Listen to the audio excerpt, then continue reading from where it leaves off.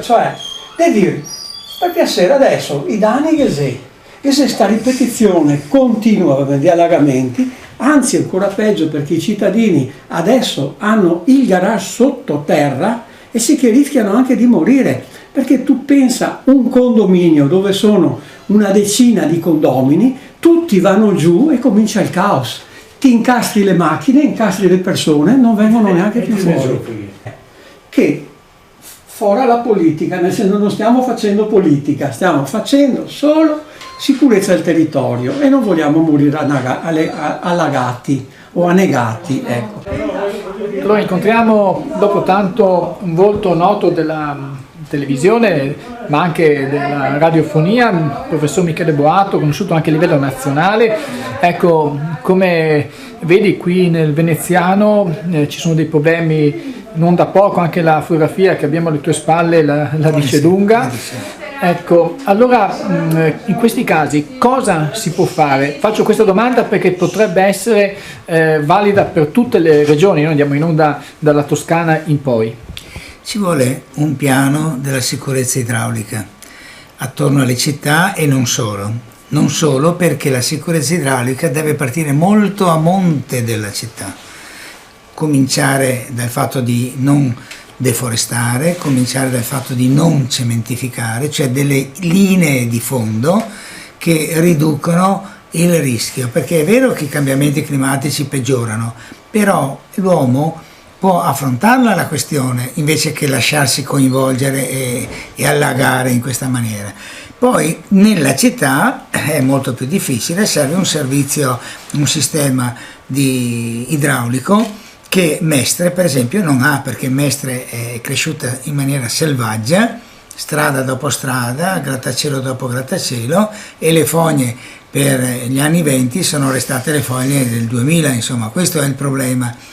Ora affrontare questo tema in un anno non si riesce, ma cominciare a affrontarlo sì, e non mettendo il cerotto dove è successo il fatto e basta, perché poi il fatto succede in un altro quartiere. Se lì magari riesce a risolvere, bisogna affrontarlo in maniera generale, un piano generale della sicurezza idraulica.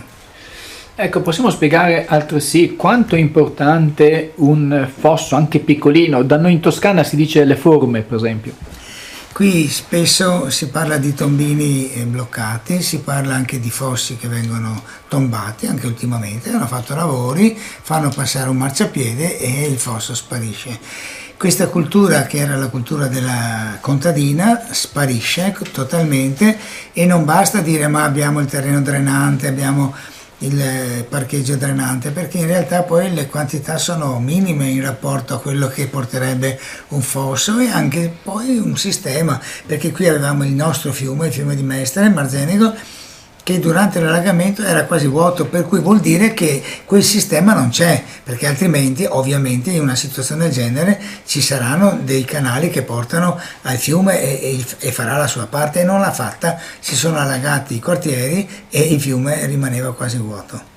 Ecco, voi qui nel veneziano quante aree sono andate sott'acqua? Molte, tutta la terraferma, tutta, Mestre, quartieri periferici di Mestre, i paesi vicini come Spinea, come Mira, è stata un'alluvione importante, si parla di almeno 40 milioni di danni, ma probabilmente saranno molti di più, insomma. Poi sapete, questo discorso dei danni, te li danno i soldi, non te li danno, diventa tutta una questione assolutamente deviante. La cosa vera è dobbiamo prevenirlo questo problema, prevenirlo. Ecco la prevenzione, quindi cosa suggerisci? Io suggerisco che ci sia un piano di bacino, ci sarebbe l'ente di bacino, ma non fa il suo dovere. L'ente di bacino generale, scolante sulla laguna, quello che porta le acque a Mestre, dovrebbe essere gestito in maniera unitaria. Non è solo il comune, in primis il comune perché è la campanella d'allarme, e i consorzi di bonifica, ma in secondo piano il livello, non lo Stato, l'autorità di bacino che esiste e che deve funzionare a questo scopo, e che perciò deve essere finanziata a questo scopo, perché il problema è anche questo: spesso ci dicono sì, ma non abbiamo i soldi per farlo. Ecco, so che voi qui avete delle zone che sono molto, come dire, sensibili, addirittura siamo più bassi Sotto il livello del mare. Il livello del mare, il livello Sotto. della laguna, territori che arrivano, diciamo, alla zona aeroporto, ad esempio. Ecco, questo può essere un problema, suppongo. Altro che stanno facendo un enorme lavoro a Tessera in una zona che è più di 1 metro sotto il livello del mare, e quindi tenete presente che si somma l'acqua che arriva e anche il fatto che non esce, non può più andare fuori se non ci sono le idrovore. Basta che un'idrovora funzioni un po' male o che sia in manutenzione ed è il disastro. Ecco, quindi un'attenzione particolare assolutamente a questo territorio molto sensibile, quindi ci sono sì le forti piogge, in maniera così, diciamo, sgrammaticale si dicono bombe d'acqua. Sì. Ecco, che Ma comunque... tenete presente che ci sono dei comuni come quello di Venezia in cui questo problema non è neppure previsto nel programma del comune, cioè come se non esistesse. E invece la gestione delle acque è fondamentale per una città. Non c'è l'assessore che affronta queste cose, volta a volta c'è quello dei lavori pubblici o quello dell'urbanistica o quello della viabilità che vengono così presi, ma in realtà in questo caso noi parlavamo con uno di questi assessori e ci rispondeva dalle sue vacanze, diceva: ah sì, c'è stata l'alluvione, ditemi. Allora, professor Michele Boato, presidente anche dell'Eco Istituto Veneto, ecco, un'ultima domanda proprio su questo, cosa sta facendo adesso il vostro giornale informativo? Ma noi lavoriamo molto a livello veneto, appunto, perché il ragionamento è proprio, deve essere alla dimensione veneta, non solo sulle acque ovviamente, sulla viabilità, su tutto.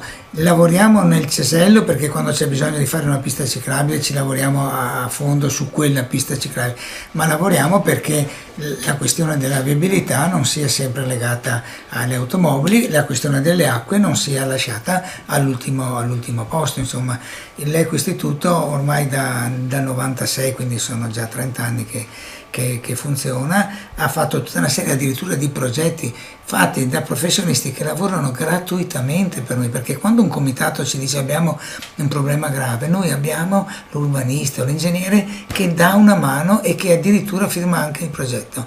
Questo è successo, faccio l'esempio più clamoroso, per impedire che il progetto della TAV, del treno ad alta velocità, sfondasse sia i colli Berici che i colli Euganei. Abbiamo fatto noi un progetto di massima alternativo che sta andando avanti, a parte Vicenza che è sempre l'ultima ruota del carro in queste cose, ma sta andando avanti grazie proprio a un lavoro di 4 urbanisti che hanno lavorato gratis, addirittura rifacendo la carta tecnica regionale per tutta quella zona, perché non era aggiornata se non a 30 anni prima. Un sito internet, se qualcuno volesse visitare? Sì, Eco Istituto del Veneto, si trova subito. Basta la parola Eco Istituto, noi su internet saltiamo fuori immediatamente.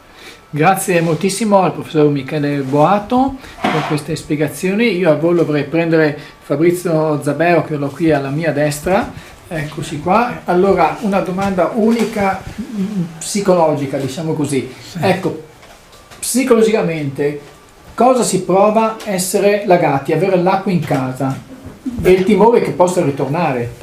Beh, purtroppo qui ho un'esperienza proprio più che decennale, va bene, e vedo che il comitato è ancora attivo e sono anni e anni che dico vorrei che morisse questo comitato, ma morisse di siccità, nel senso che di non essere invaso dall'acqua del comune. Pertanto, tu dici sempre sono il rappresentante del comitato comitato Lagati, non il presidente, perché deve essere una cosa transitoria che ma certo, invece vedo che ancora una volta oggi ci siamo riuniti, va bene, e dovremmo con tutta la buona volontà che abbiamo, va bene, perché lo abbiamo dichiarato, ancora chiedere noi a Lagati, a questo comune, di impegnarsi e di capire che il problema è enorme e sempre più grave, perché ogni 2 o 3 anni abbiamo queste conseguenze, avevamo avuto un po' di tregua, va bene, dovuto ai lavori del commissario Mariano Carraro, ed erano stati efficaci, però finché si continua un'urbanizzazione, una cementificazione selvaggia, va bene, senza neanche tener conto, va bene, e perdere anche quella poca, va bene, naturalezza che abbiamo ancora, va bene, con fossi e altre cose, non riusciremo a farcela con fogne vecchie di 40 anni,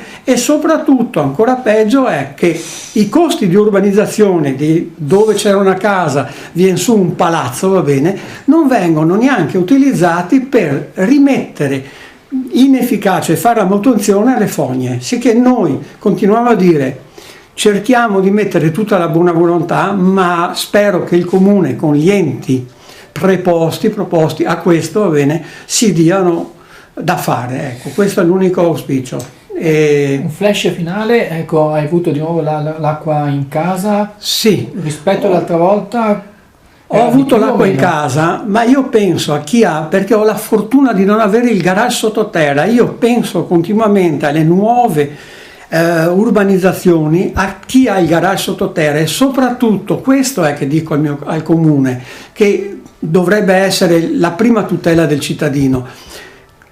Siamo stati fortunati a non avere persone che sono morte. Perché? Perché il grande problema è che avere i garage sottoterra vuol dire potenzialmente avere la possibilità, bene, di restare sotto con la macchina, perché in quel momento uno che si trova con una macchina da 20-30 mila euro vorrebbe salvarla e in realtà mette a rischio la propria vita. E questo possibile che i primi cittadini, e qui non faccio politica alta, bassa, colori o non colori, destra, sinistra, dico il primo cittadino deve capire che la sua prima funzione è di proteggere il cittadino, qualsiasi cittadino, va bene, e non lo hanno ancora capito, perché anche gli oneri di urbanizzazione non vengono utilizzati, almeno per questo.